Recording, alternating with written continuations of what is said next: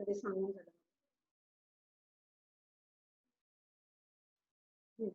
Metal and non metal मधला difference त्या दिवशी बघितला होता आपण ना, आठवते तुम्हाला? मेटल अँड नॉन मेटल म्हणजे काय?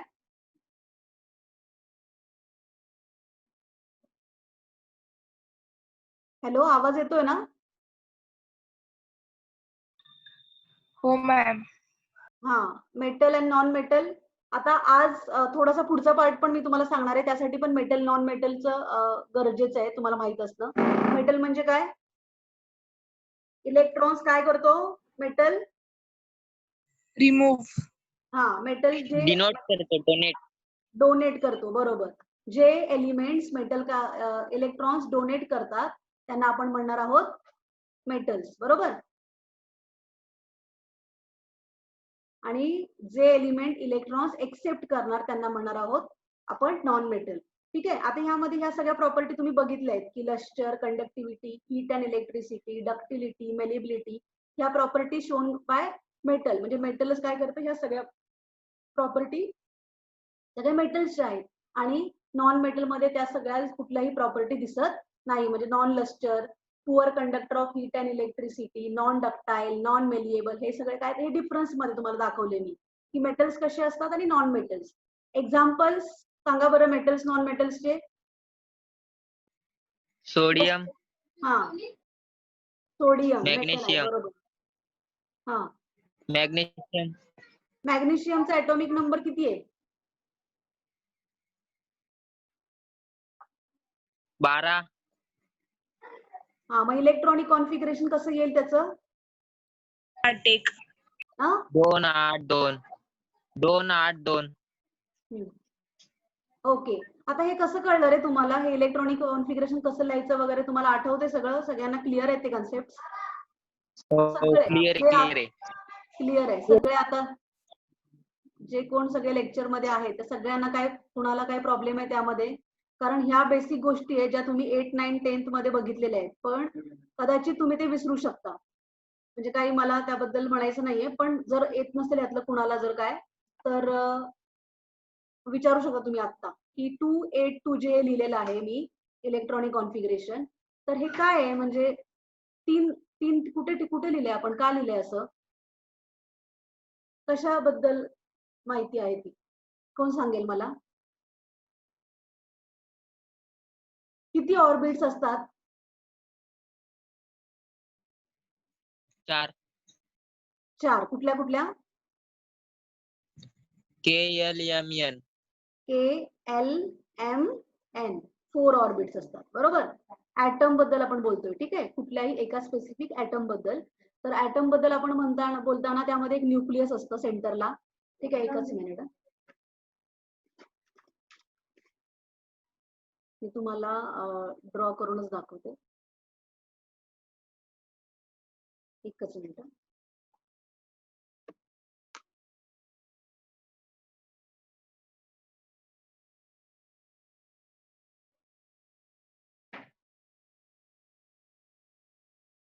हा, आता सेंटरला काय असतं? न्यूक्लियस. कुठल्याही ऍटमच्या. हा, न्यूक्लियस मध्ये काय असतात? प्रोटॉन्स आणि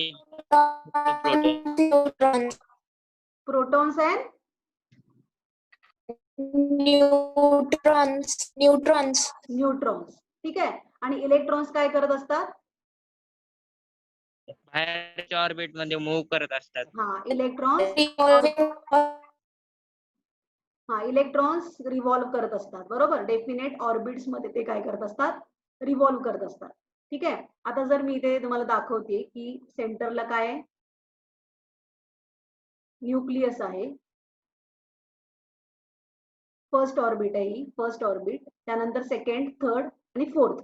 आणि त्याला आपण नेमिंग दिले KL M and N, बरोबर. आणि ह्याची मॅक्झिमम कॅपॅसिटी, प्रत्येकाची मॅक्झिमम कॅपॅसिटी काढण्यासाठी एक फॉर्म्युला आहे. काय आहे तो? जसं तुम्ही आता मगाशी सांगितलं की आता समजा आपण सोडियम एक्झाम्पल घेऊ. सोडियमचा ऍटॉमिक नंबर किती आहे? हा, 11. हा, 11. Very good. 11. 281. तर आता आपण हे लिहिलं, ह्याला काहीतरी स्पेसिफिक कारण आहे, बरोबर? कारण ही फर्स्ट ऑर्बिट मध्ये देर आर 2 इलेक्ट्रॉन्स. पण हे 2 इलेक्ट्रॉन्स कशामुळे आले, तर त्याचा फॉर्म्युला त्यांनी दिलेला आहे आपल्याला 2n², बरोबर ना बालाजी? हो. हा, तर हे n म्हणजे काय, नंबर ऑफ शेल, बरोबर? ही first shell, second, third and fourth, या 4 शेल आहे. हा, तर n is number of shell, म्हणजे फर्स्ट ऑर्बिटची मॅक्झिमम कॅपॅसिटी काय येणार आहे, तर 2 × 1 म्हणजेच काय 2, बरोबर? सेकंड ऑर्बिटची काय येणार, सेकंड आहे म्हणून ते 2 आलं, nच्या जागी 2 चा square, so 2 × 4 which is nothing but 8. So हे मॅक्झिमम कॅपॅसिटी प्रत्येक ऑर्बिटची आपण अशा पद्धतीने कॅल्क्युलेट करतो आणि त्यावरून हे इलेक्ट्रॉनिक कॉन्फिगरेशन आपण लिहितो. ठीक आहे, त्याच्यावरून मग आपल्याला कळतं की मेटल, हे सगळं तुम्हाला होतं फर्स्ट, म्हणजे मला माहिती आहे की हे सगळं होतं कारण पिरियॉडिक टेबल लेसन हा पूर्ण ह्याच्यावरच बेस्ड होता, बरोबर आहे? पण हे तुम्हाला माहित असावं म्हणून मी थोडक्यात सांगितलंय तुम्हाला. लक्षात आलंय? आणि प्रत्येक एलिमेंट काय करत असतो की ऑक्टेट कंप्लीट करण्याचा प्रयत्न करत असतो. म्हणजे जरी आता ही थर्ड शेल आहे, हा बरोबर, आता यामध्ये एकच इलेक्ट्रॉन आहे, तर हा काय करतो की 1 इलेक्ट्रॉन डोनेट करतो. आणि काय फॉर्म होतं, कोण सांगेल? जेव्हा सोडियम 1 इलेक्ट्रॉन डोनेट करतो आणि काय तयार होतं? Positive charge. हा, व्हेरी गुड, पॉझिटिव्ह चार्ज. म्हणजेच काय, सॉरी, पॉझिटिव्ह चार्ज म्हणजेच काय?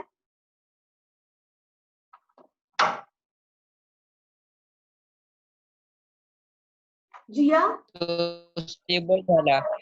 हा,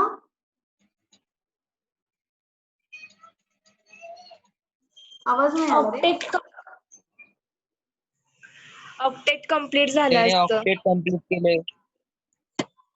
हा, ऑक्टेट कंप्लीट केलं, बरोबर. आता 2 8 आलंय, पॉझिटिव्ह चार्ज त्यावर फॉर्म होणार आहे, पण त्यालाच काय म्हणणार आहे आपण, त्याला एक वर्ड आहे, स्टेबल. हा, आय थिंक मॅम स्टेबल होतं वाटतं. हा, तो स्टेबल होतो, पण फॉर्मेशन ऑफ काय होतं, फॉर्मेशन ऑफ सोडियम क्लोराईड. नाही, सोडियम क्लोराईड नंतर फॉर्म होतं. तो काय करतो, तो 1 इलेक्ट्रॉन क्लोरीनला डोनेट करतो, बरोबर आहे ते सगळं, आणि सोडियम क्लोराईड तयार होतं. ठीक आहे, पण जेव्हा सोडियम 1 इलेक्ट्रॉन डोनेट करतो, तर इथे कोणीतरी सांगितलं मला पॉझिटिव्ह चार्ज फॉर्म होतो. तर कोण म्हटले हे पॉझिटिव्ह चार्ज, कोणी सांगितले? संध्या प्रजापती. हा, मग पॉझिटिव्ह चार्ज हे करेक्ट आहे, मग त्यालाच काय म्हणतात, फॉर्मेशन ऑफ, जिया, प्रज्योती, संध्या, आठवते का? Ionic bond. Ionic bond. Formation of काय, जेव्हा त्याच्यावर चार्ज असतो, कुठला तरी एलिमेंटवर जेव्हा चार्ज फॉर्म होतो तेव्हा त्याला आपण काय म्हणतो? एलिमेंट म्हणणार का तुम्ही परत त्याला? सोडियम 2 8 त्यांनी 1 इलेक्ट्रॉन डोनेट केलाय, त्याच्यावर पॉझिटिव्ह चार्ज येतो, हे पण तुम्ही सांगितलं, तर त्याला काय म्हणणार आहे, त्याला स्पेसिफिक नाव आहे. सोपं आहे, तुम्हाला येत असणार आहे 100% मला खात्री आहे, पण तुम्हाला सुचत नाहीये सध्या. प्रज्योती, संध्या पवार, संध्या प्रजापती, जिया, बोला पटपट. आठवत नाहीये का? सांगू का मी? फॉर्मेशन ऑफ, असं पटकन तोंडात नाही यायला पाहिजे बाहेर.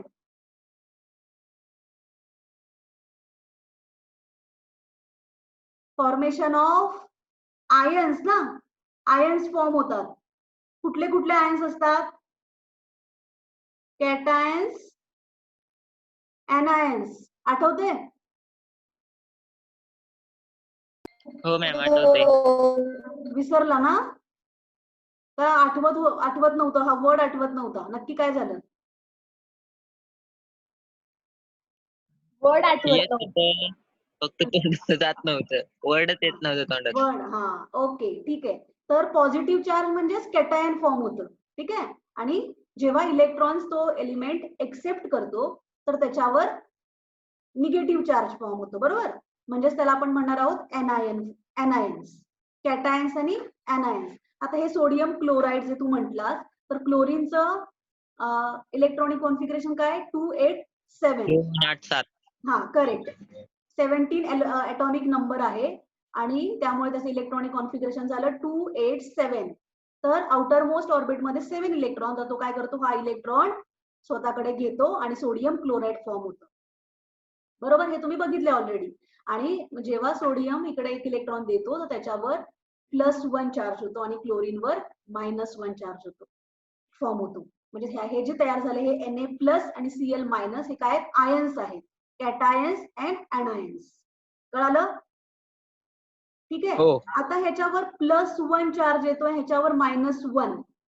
हे कशामुळे, का +1च येतो आणि का -1 याला म्हटले आपण?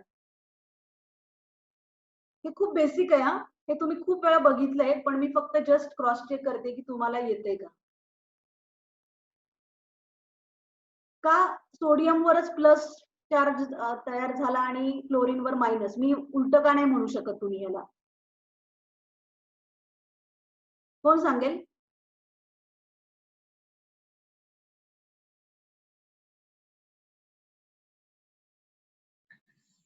कारण मॅम सोडियमने एक इलेक्ट्रॉन दिला म्हणून त्याच्यावर पॉझिटिव्ह चार्ज तयार झाला आणि क्लोरीनने 1 इलेक्ट्रॉन घेतला म्हणून त्याच्यावर मायनस चार्ज तयार झाला.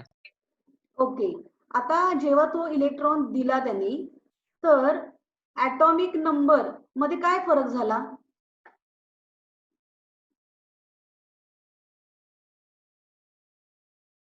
ॲटॉमिक नंबर म्हणजे काय? What is atomic number?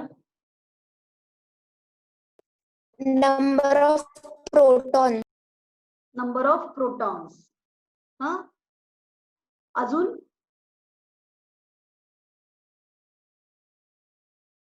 Number of protons plus neutron. Number of protons और electrons. Okay, correct, very good. Atomic number is number of protons और नंबर ऑफ इलेक्ट्रॉन्स. और ला महत्व आहे इथे. मी ऑलरेडी जेव्हा जेव्हा हे शिकवते ना, प्रत्येक वेळी हे एक्सप्लेन करते. हा, तर प्रोटॉन्स, आता इथे काय होतं की प्रोटॉन्स म्हणजे पॉझिटिव्हली चार्ज पार्टिकल्स असतात आणि electrons are negatively charge particle. Protons मध्ये काहीच चेंज होत नाही. जेव्हा समजा सोडियमचं आपण एक्झाम्पल घेतलं, तर त्यामध्ये जेवढे 11 प्रोटॉन्स आहेत तर तेवढेच राहतात. पण जे 11 इलेक्ट्रॉन्स होते त्यातला 1 इलेक्ट्रॉन काय झाला, निघून गेला. त्यामुळे कशाचा व्हॅल्यू वाढली, पॉझिटिव्हची वाढली, आणि ती कितीने वाढली, 1ने. सो इट फॉर्म्स +1 चार्ज, म्हणजे पॉझिटिव्ह चार्ज त्याच्यावर येतो आणि +1 असतो, कारण 1च इलेक्ट्रॉन एक्स्ट्रा त्याने डोनेट केलेला आहे म्हणून. कळलं? म्हणजे बघा, प्रोटॉन्स किती होते, 11. इलेक्ट्रॉन्स किती होते, 11. सेमच, जेवढे प्रोटॉन्स असतात तेवढेच इलेक्ट्रॉन्स असतात. म्हणूनच त्यांना म्हटलंय की atomic number is number of protons और नंबर ऑफ इलेक्ट्रॉन्स. ठीक आहे. आता जेव्हा ह्यातून 1 इलेक्ट्रॉन गेला तेव्हा इलेक्ट्रॉन्स किती झाले, 10 झाले, बरोबर. पण प्रोटॉन्स मात्र सेमच राहिले. मग प्रोटॉन्सची संख्या कितीने वाढली, ही 1ने वाढली, म्हणून त्याच्यावर काय आलं, +1 चार्ज. लक्षात आलंय? पॉझिटिव्ह. हा, आणि जेव्हा तुम्ही सोडियमचा हो. क्लोरीनचा विचार करता तेव्हा क्लोरीन मध्ये 17 प्रोटॉन्स असतात आणि 17 इलेक्ट्रॉन्स असतात. पण तो 1 इलेक्ट्रॉन घेतल्यामुळे 18 इलेक्ट्रॉन्स झाले. म्हणजे काय वाढलं, इलेक्ट्रॉन्सची संख्या 1ने वाढली, म्हणून त्याच्यावर आला चार्ज -1. कळाले?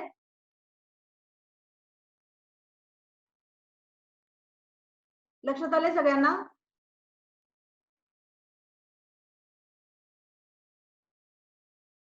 हॅलो,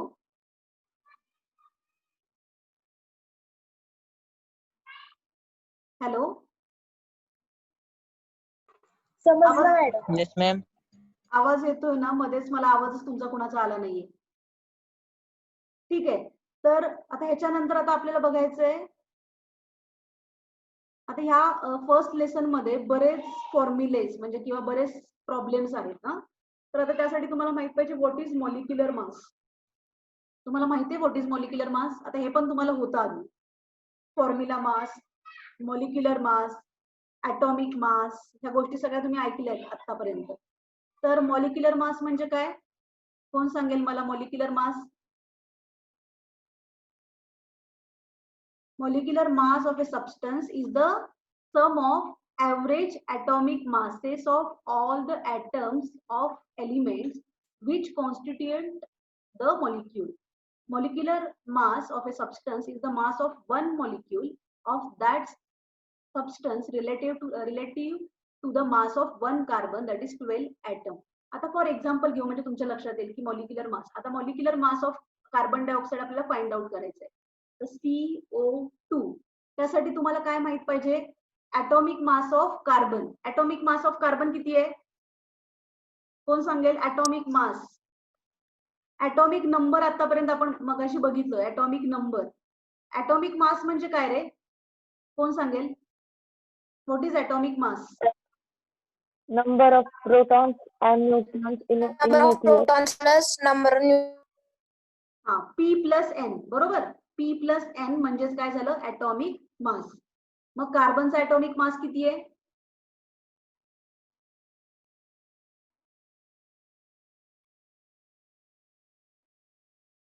कार्बनचा ऍटॉमिक नंबर किती आहे?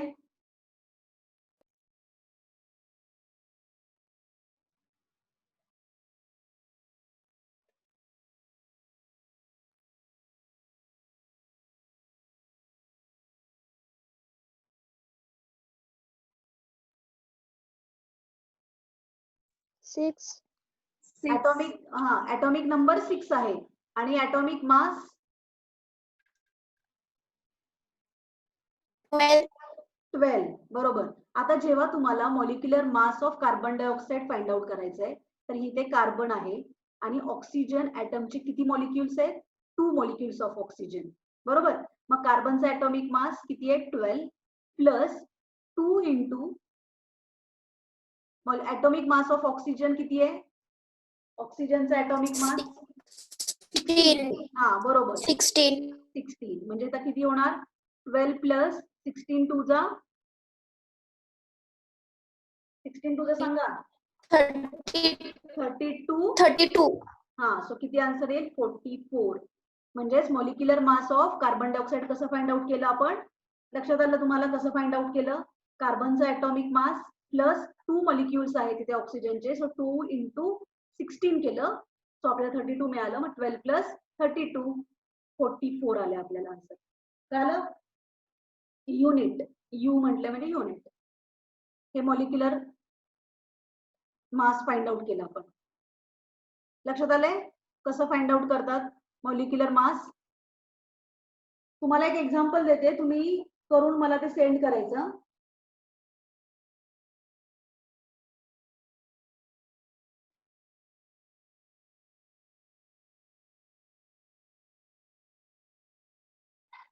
H2SO4 चं सांगा बरं काय येईल? H2SO4 करता का? तुमच्याकडे नोटबुक आहे का? H2SO4 चं करा. ह्यामध्ये काय आहे? 2 molecule of hydrogen plus sulphur plus 4 molecules of oxygen. करायचं आणि सांगायचं. एक 10 मिनिटं वेळ आहे आपल्याकडे.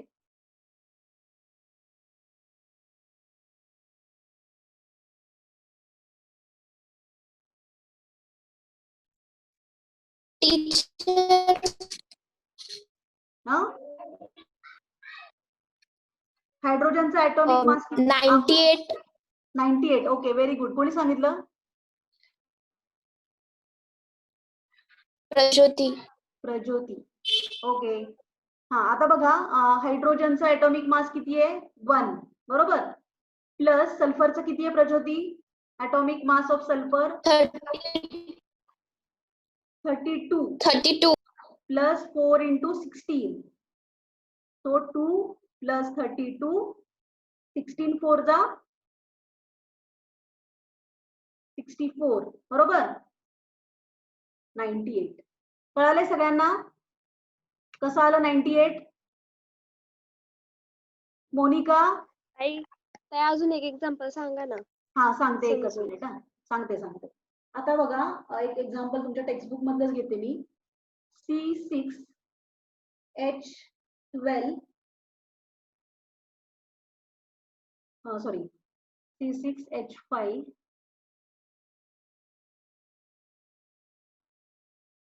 H5 आता हे एक्झाम्पल आहे, दिसतंय तुम्हाला स्क्रीनवर ना. आता बघ मोनिका, ह्यामध्ये कार्बन किती आहेत? 6 आहेत, बरोबर. सो कार्बनचे Yes. 6 मॉलिक्युल्स आहेत. तर आपण लिहिणार 6 इंटू, इथे लिहायचं ऍटॉमिक मास ऑफ कार्बन बघणार आहोत आपण इथे, प्लस हायड्रोजनचे 5 आहेत. So 5 into atomic mass of hydrogen plus chlorine. कळलं काय केलं? Yes, ताई. हा, आता हे जे C6H5Cl चं नाव कोण सांगेल मला?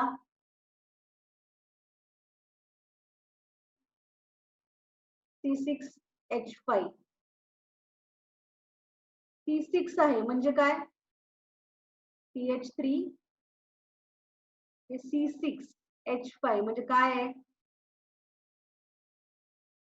बेन्झिन रिंग आठवते का? आठवते? हे स्ट्रक्चर दिसतंय का तुम्हाला? ठीक आहे, त्यानंतर सांगू आपण. आता हे बघा, आता ह्यामध्ये कार्बनचा ऍटॉमिक मास किती आहे? ऍटॉमिक मास ऑफ कार्बन कोण सांगेल? 12. 12 प्लस 5 इंटू 1 प्लस क्लोरीनचा ऍटॉमिक मास किती आहे? 35.5 युनिट. हा, सो 12 6 जा किती? 72 प्लस 5 प्लस 35.5. आता ह्याची ऍडिशन केली की तुम्हाला मिळेल ऍटॉमिक मास ऑफ, स्ट्रक्चरचं आहे ऍटॉमिक मास. कळतंय मोनिका? कळालं का? हो ताई, कळालं. ओके, आता ह्याचं ऍडिशन किती आलंय कोणी काढले का? हो. हा, 112.5. ओके, कळालं. हे सोपं आहे, लक्षात आलंय तुमच्या? आता हा जो फर्स्ट Yes. लेसन आहे हा ऍक्च्युली पूर्ण 9th मध्ये तुम्हाला हे सगळं होतं. आठवते तुम्हाला कोणाला की 9th मध्ये तुम्ही हे सगळं बघितलंय? 9th मध्ये, 10th मध्ये नव्हतं बहुतेक, पण 9th मध्ये होतं तुम्हाला हे सगळं. ठीक आहे. आता त्याच्यानंतर त्यामध्ये दुसरं एक नवीन कन्सेप्ट आहे, मोल. म्हणजे तो पण तुम्हाला झालेला आहे, number of moles. Number of moles find out करायचे कसे? तर नंबर ऑफ मोल्स कसे फाइंड आउट करायचे? तर mass in grams upon molar mass. Number of moles आपण कसे फाइंड आउट करणार? तर मास इन ग्रॅम्स, म्हणजे तुम्हाला समजा दिले तिथे एक्झाम्पल बघा, calculate the number of moles and molecules of urea present in 5.6 gram of urea. आता हे जे दिलेलं आहे ना 5.6 ग्रॅम ऑफ युरिया, त्याला म्हणणार आहे आपण मास इन ग्रॅम्स, म्हणजे जे मास तुम्हाला दिलेलं आहे. एक मिनिट मी विचारू का, हे पुढच्या लेक्चरला घेऊया का आपण? का तुम्हाला कन्फ्युजन होईल एवढं सगळं एकत्र, की सांगू तुम्हाला? 4 मिनिटं वेळ आहे आपल्याकडे. ह्याच्यावरच एक्झाम्पल देऊ, मॉलिक्युलर मासवरच.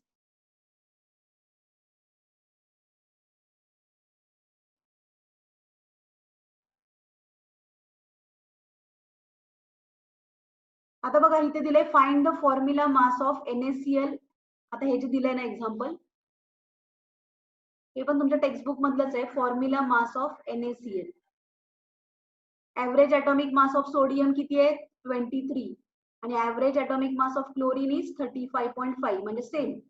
बऱ्याच वेळा फॉर्म्युला मास जनरली बोलतात त्याला, molecular मासलाच.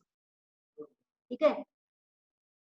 Formula mass of copper nitrate. आता ह्यामध्ये कॉपरचं ऍटॉमिक मास किती आहे बघा? Average atomic mass of copper plus 2 into average atomic mass of nitrogen plus average atomic mass of 3 oxygen, आणि याचे ऍडिशन करून इथे फॉर्म्युला मास दिलेला आहे. एक एक्झाम्पल तुम्हाला देते, तुम्ही करा आता. H2O चं सांगा बरं पटकन, वेळ कमी आहे आता आपल्याकडे. H2O कोण सांगेल? मोनिका सांग. Molecular mass of H2O. H2O म्हणजे वॉटर. येस ताई, 1 मिनिट. हा,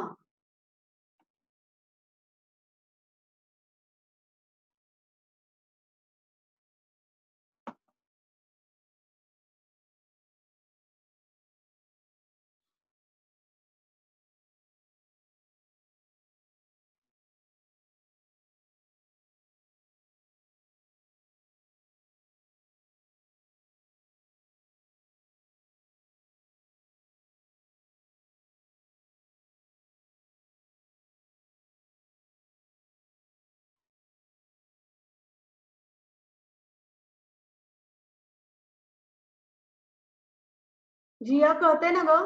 जिया Yes.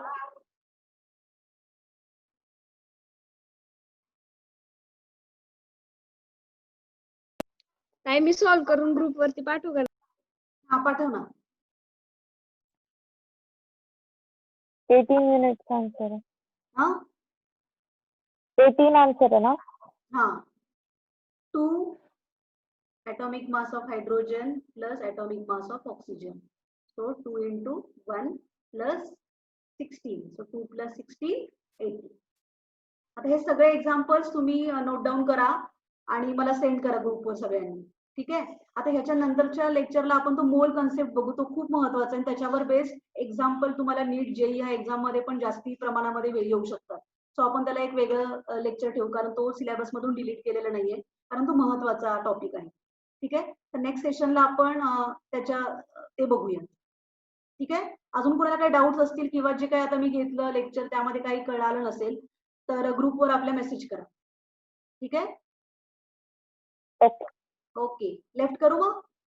बंद करू meeting? Yes. Okay. Bye bye.